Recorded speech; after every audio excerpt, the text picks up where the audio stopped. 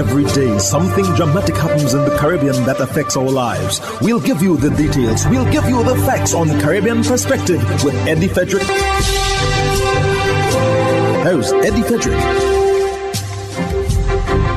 Welcome to Caribbean Perspective. So glad you can join us. The story that takes the lead in today's edition for Thursday, 4th January 2024, and brought to you in association with our friends at Antillian Group is: a state funeral is in the offing as a fitting tribute for Trinidad and Tobago's 5th Prime Minister, Basdeo Panday.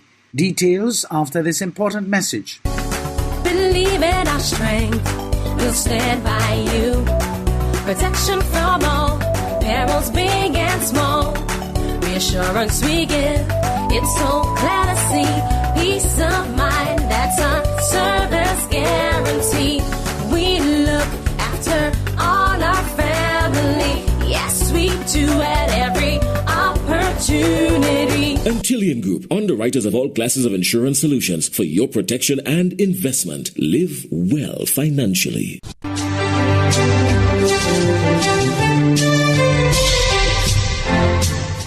Welcome back. Trinidad and Tobago's 5th Prime Minister, Basdeo Panday, to be afforded a state funeral. More in this comprehensive news item from TV6 News out of Trinidad and Tobago. Before this official announcement of a state funeral for Basdeo Panday, political commentator and former government minister Ralph Maraj suggested just that, as he paid tribute to the founder of the United National Congress, who passed away on Monday. Here's Nicole M. Romani with more. As he travelled down memory lane, Mr. Maraj recalled his experiences with the man he described as engineering a change in politics, charismatic and well-loved. You knew what you were dealing with when you close up to him. He was always full of humor. He had a great sense of humor. He would make you laugh with a lot of wisecracks and sayings and so on. Wonderful sense of humor, very profound human being. I'm very committed to Trinidad and Tobago. He believes Mr. Panday deserves a send-off of honor. At least we should start with having a state funeral for him. I hope that is under consideration because I think he very much deserves that kind of treatment. His passing, he has to be revered. I was impressed with the Prime Minister's statement about him, recognizing the enormous contribution that he would have made. He was a transformative figure in our politics. He was one of the last, maybe the last of the original fighters against colonialism.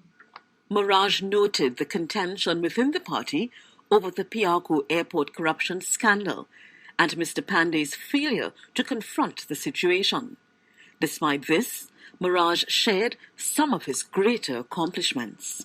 I think one of the first things that really brought him into national attention was when, as President General of the Sugar Workers Union, he was able to gain for the workers a massive, I think it was a 200% increase or 100% increase. I can't remember the figure. That transformed their earnings. They were still earning colonial level wages when he became the leader. Mr. Panday passed away at the age of 90. Nicole M. Romani, TV6 News. Still in shock over the news, Deputy Political Leader of the United National Congress, Dr. Rudal Munilal, extends condolences to the family of the man who brought him into politics, UNC founder Basdeo Panday. Here's Nicole M. Romani again with the details. Well, first, let me begin by extending deepest condolences to the family, dear friends, well-wishers, supporters of Mr. Panday. It is, still a shocking piece of news. I mean, notwithstanding the full life that Mr. Panday had led, it is shocking. It's a morning that you knew that you would wake up to, but still, it's a larger-than-life character. So you always believe that, this day, in a sense, will not come. Dr. Rudal Munilal who is also the MP for Oropouche East, tells of how he met the Silver Fox in 1983 while being involved in a school debate. And I first had the opportunity to meet him there. And as a result of some mutual friends, including Dr. Rampersad Parasram, Mr. Kelvin Ramnath, and others, I met Mr. Panday when I graduated with my first degree from the University of the West Indies. And I never forgot, he interviewed me one day without a piece of paper, and he offered me a job, and I started to work the next day. Dr. Munilal tells us Mr. Panday always fought for unity and for human capital. His entire public life really was helping, whether it was the workers in Caroni 1975 Limited, it was the national community. I believe Mr. Panday did a lot as well to introduce the minimum wage, equal opportunity legislation, judicial review legislation, and so on. The laws and programs and policies that brought equality, that brought prosperity, that sought to, take people out of poverty. I think he should be remembered for that type of work. Nicole M. Romani, TV6 News. Continuing with our newscast, OWTU President Ansel Roger has paid tribute to former Prime Minister and Unionist Basdeo Panday, who died on Monday. And he also extend condolences to former Prime Minister, brother, a comrade of the Labour movement, a giant in the Labour movement, an individual who would have left his footprint through the sands of time, and the history of both the Labour movement and the history of this country would be well remembered by the poor and the oppressed as defending the rights of the working class, defending the rights of ordinary people. Described Panday as a man who was focused on the people, saying it is a lesson present-day politicians stand much to learn from. In this country, at a time when oil price was about $9 US a barrel, during his tenure as Prime Minister from 1995 to 2001, former Prime Minister, former comrade, brother, his connection with the people did not see the people suffer as a result of the fall in oil price. In fact, when oil price was at its lowest, he did not increase any taxation on the people. Not one new form of taxation when oil price was at its lowest, $9 a barrel. Not one group or one worker was sent home.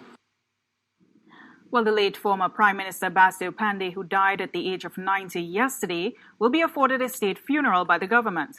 Confirmation came from the office of the Prime Minister. As tribute continues to pour in for the former Prime Minister, opposition leader, Labour leader and actor, we look back at the life of the politician fondly called the Silver Fox. Political editor Jewel Brown reports. The question of what kind of farewell former Prime Minister Basdeo Panday would receive from the state was answered by the office of the Prime Minister on Tuesday when it announced that a state funeral will be held in his honor. The Prime Minister's office said further details will be conveyed at a later date.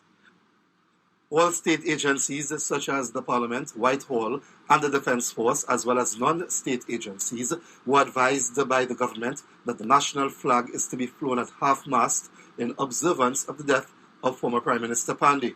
In expressing condolences to Mr. Panday's family on behalf of the government, the OPM recalled that he was the 5th Prime Minister of the Republic of Trinidad and Tobago and served in that capacity from November 9, 1995 to December 24, 2001.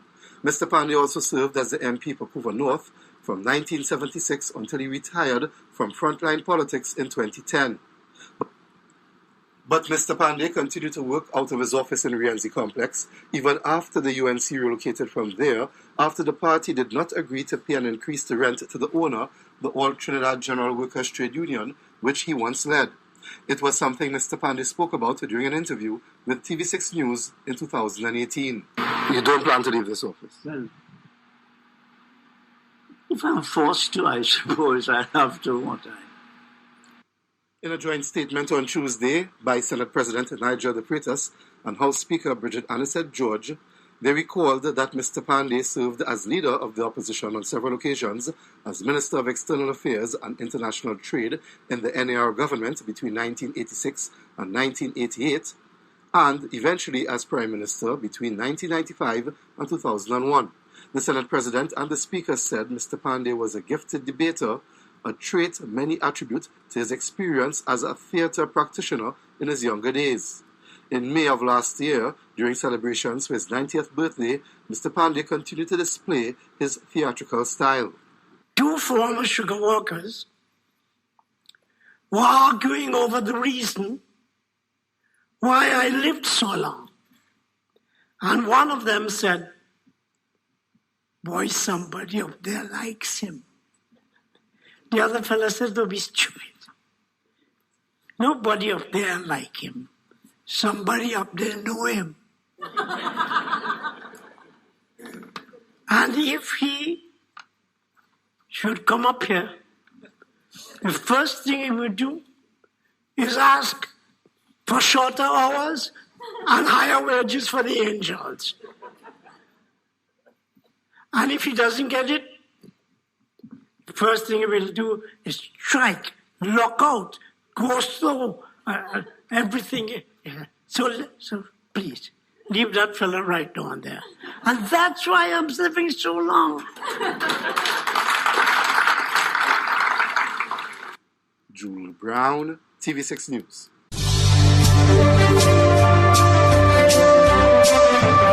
You're listening to Caribbean Perspective with Eddie Frederick, in association with our friends at Antillean Group, underwriters of all classes of insurance solutions for your protection and investment. Live well financially.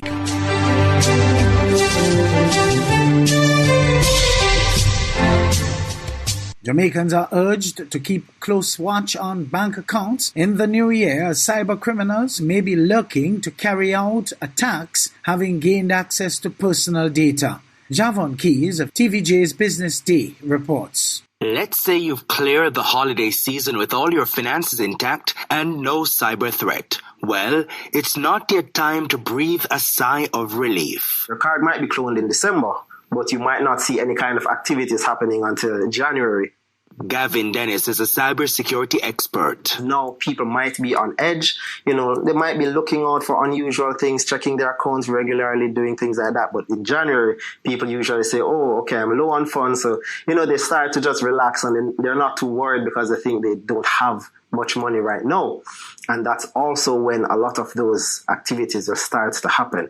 Closer to the salary period for January, when the criminals know that a new set of money is going to come in, people have been relaxed for a while, that's when they will pull the trigger on some of these, the theft, and start to move money from people's accounts.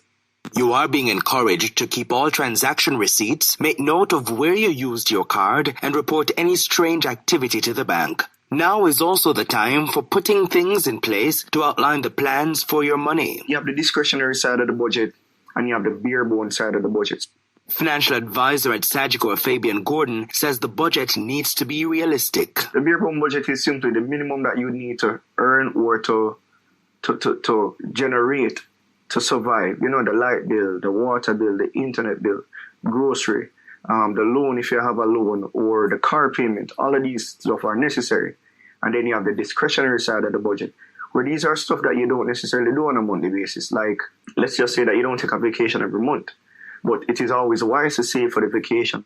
He says it's even better if your revenue stream is diversified. See how best you can do something to increase your income or your earning, or to create another source of income so that you can use that income now to achieve or to do whatever it is that you want to do. And at that time, let's just say that that expense now disappear. It simply means that you would have another source of income that is now free, that you can grow from. For the Business Day, I'm Javon Keys.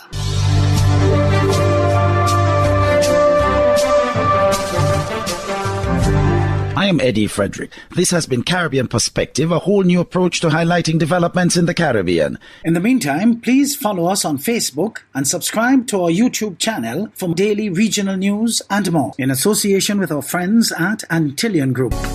Believe in our strength, we'll stand by you. Protection from all perils, big and small. Reassurance we give, it's so glad to see. Peace of mind, that's our service guarantee.